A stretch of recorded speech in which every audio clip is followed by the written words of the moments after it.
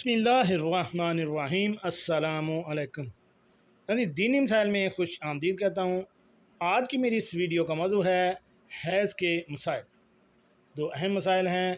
पहला मसला ये है कि दौरान हैज़ कुरान की कोई आयत लिख सकते हैं या नहीं, और दूसरा मसला ये है कि पानी के इस्तेमाल से नुकसान की सूरत में इस्तंजा करने का शरई हुक्म क्या है। चलिए नाज़रीन, चलते हैं दोनों मसलों के जवाबात की जानब।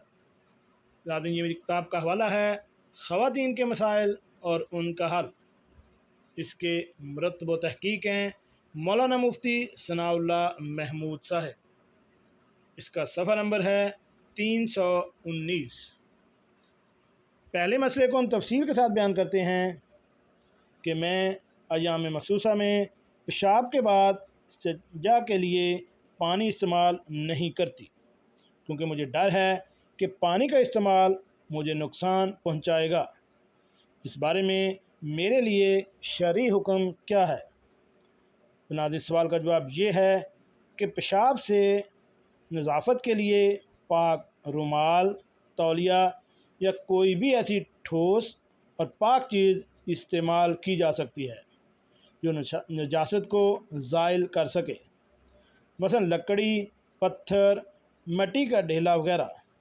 इन अशिया को 3 या इससे ज़ायद बार इस्तेमाल किया जाए ताकि नजासत ज़ाइल हो जाए।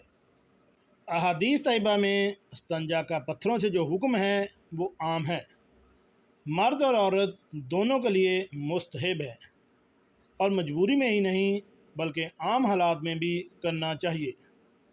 हज़रत आयशा रज़ी अल्लाह ताला अन्हा से मुस्नद अहमद, अबू दाऊद वगैरह में, और हज़रत सलमान फ़ारसी रज़ी अल्लाह ताला अन्हु से सही मुस्लिम और तिरमिज़ी वगैरह में 3 मरतबा इस्तंजा पत्थरों के ज़रिए का ज़िक्र है। यही मसला इस्तंजा के मसाइल में गुज़र चुका है। दूसरा मसला ये है कि दौरान हैज़ कुरान करीम की कोई आयत वगैरह लिख सकते हैं या नहीं। नाज़रीन, सवाल का जवाब ये है कि दौरान हैज़ कुरान करीम का लिखना जायज़ नहीं है। अलबत्ता कागज़ पर हाथ लगाए बग़ैर सिर्फ़ कलम लगाकर लिख रही हों तो ज़रूरत के वक्त जायज़ है, लेकिन बेहतर ये है कि ना लिखे।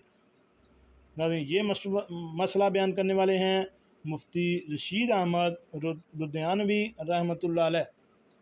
अगर आपको इन दोनों मसलों के मतलब किसी भी किस्म का कोई अबहम है तो आप हमें कमेंट्स बॉक्स में कमेंट्स कर सकते हैं। अपना और अपने प्यारों का ख्याल रखिएगा, और ऐसी मालूमाती वीडियो हासिल करने के लिए मेरे इस चैनल दीनी मसाइल को